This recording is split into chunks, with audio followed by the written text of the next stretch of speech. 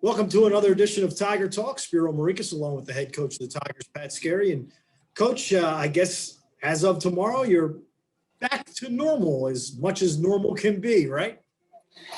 Yeah, excited, man. We've coaches and players have done a good job. I'm in CQ now, watching a little JMU tape as our guys are working out independently at basketball with the coaches, and strength coach Richie comes in for a little conditioning. So hopefully we're a little bit better shape than we were last time. I think we will be, and I know guys are excited, man. We're gonna have 4 hard days of practice, and then get into this thing, Spiro. All right, so scheduling updates. So keep us up to date here. What's next? So we are going to open Saturday home, 2:00 this Saturday, January 16th against JMU. And then on Monday and Tuesday at 2:00, we're going to play home against North Carolina Wilmington.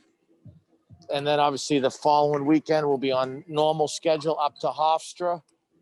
And then Wednesday, January 27th at 4:00, we will play at JMU. And then the rest of the schedule will be the same. And I think we are tentatively have something that we're going to try to play Elon in February, like in midweek, try to get maybe move a weekend series back. So that's a tentative game plan right now. And once again, like we want to get going. We got a lot of work to do, but these guys they've been really good about hanging in there and working hard and trying to follow protocol. So hopefully it's gonna turn in our favor. Well, you've been up in the air for almost a month now, again, which is hard to believe. The last game was against Coppin the day after Christmas. So you're going to go almost a month without playing a game. Madison has played. They've played 9 games. They played yesterday against Chowan. I guess that gives them a semblance of an advantage, doesn't it, going into the game? Well, Mark Barrington's a friend, the new coach of Madison. We work together at College of Charleston. He's going to do a great job there. He's a good coach. It's a tradition-filled program. They've got the preseason player of the year, Matt Lewis. Got some guys back. They're deep. They got some good transfers and like Vado Morse, and then the freshman Amadi's really good. So they're going to be a good team. We know that. I guess they've been playing, so that helps them. But we got to play in order to get back. So right. There's no, we got to, can't practice forever. Got to try to get games in when we can. And, the hope is we can test negative and through playing, develop some cohesiveness and improve our level of execution. You also had some injuries going after the Coppin game. Or going into the Coppin game. How is the team health-wise, besides the COVID part of it, how is the team health-wise? Yeah, unfortunately, we've had to deal with that all year. That's sometimes the breaks. Juwan Gray obviously is done for the season.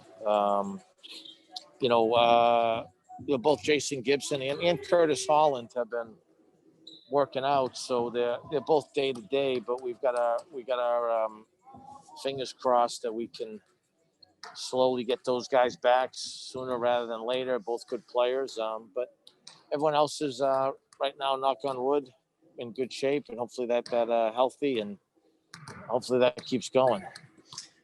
All right, so after Madison, next Monday, Tuesday against UNCW, second year of their new program. What have you seen from the Seahawks, if you've looked at them at all? No, I have. I thought we were going to open with them. I've seen them a couple of times. They're good. They're a good connected group. Their new coach, Coach Siddle's doing a good job. The kid Sims is playing at a really high level. They're going to try to pressure. They're going to try to spread the floor. They play without a center a lot. They got a good eligible transfer, kid Joe Pridgeton from Holy Cross. They have guys back. Okoro's back from Florida. Gadsden, good player. The kid Boggs has improved.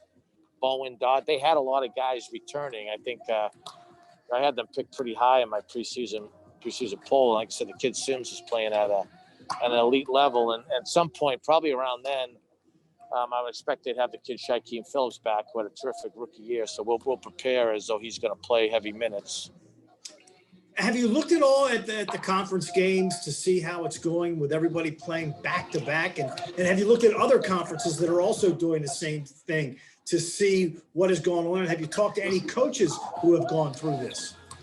Yeah, yes on all three. I've watched a lot of our league games that have went on the past 2 weekends, just looking at some trends, so we can relate it to some of our defensive coverages and, what type of shots are people getting and their efficiency and as we prepare too, especially when doing our skill work, are they going to ice ball screens or zones or trapping so that we gear our workouts towards that. And then, I've talked to a lot of friends in the business and then, Kevin Clark, who are relying for a lot of stuff with just program maintenance. We've obviously spent a bit of time on how we're going to not just practice, but try to efficiently, eat, hydrate, recover, game prep for these back-to-backs. But, we have to, I don't know any other way to do it other than we got to play some games and get a rhythm. And quite, I believe my job as a coach is to get our players as many games as possible, and that's something we're going to fight for the rest of the way. Yeah, and you look and, you play in tournaments every year, preseason and in the CAA, but the difference this year is you're playing the same people the next day. So it's not like you're in a tournament and you beat somebody and the next day you play somebody else. You're playing the same guys. So even if you want to make adjustments, they're going to make some adjustments too. And how much adjusting can you do since you're playing the same opponent? Yeah, not a ton overnight. You hope depth can help you. I think we're going to try to shrink some things in the hopes of improving our execution. I'm keenly aware we have less time to execute better, so we've got to try to do a couple things and do them well. And I believe we can. I've said all along I really like this group, but we got to keep them healthy and then get them some game reps, and that's the game plan. That's what we're going to try to do, and we think if we can get some games, then we'll eventually get in a good rhythm. I do have great belief in our group. Well, it's all going to start on Saturday, knock on wood, and you take on the Dukes, and then again next week on Monday and Tuesday. So I guess we'll have a delayed version of the Tiger basketball report next week since you're playing on Monday and Tuesday. And by that time, we'll also know whether your Tom Brady can handle the pressure that's going to come from that ferocious New Orleans Saints defense. I think as much as I like you, and I like you a lot, I think you're going to be a disappointed guy when we reconvene next time, other than the fact that the Tigers will have some success. Well, all I know is the Saints wear black and gold, and those are the best colors. You got that right. All right, Coach. Thank you. We'll talk to you next week.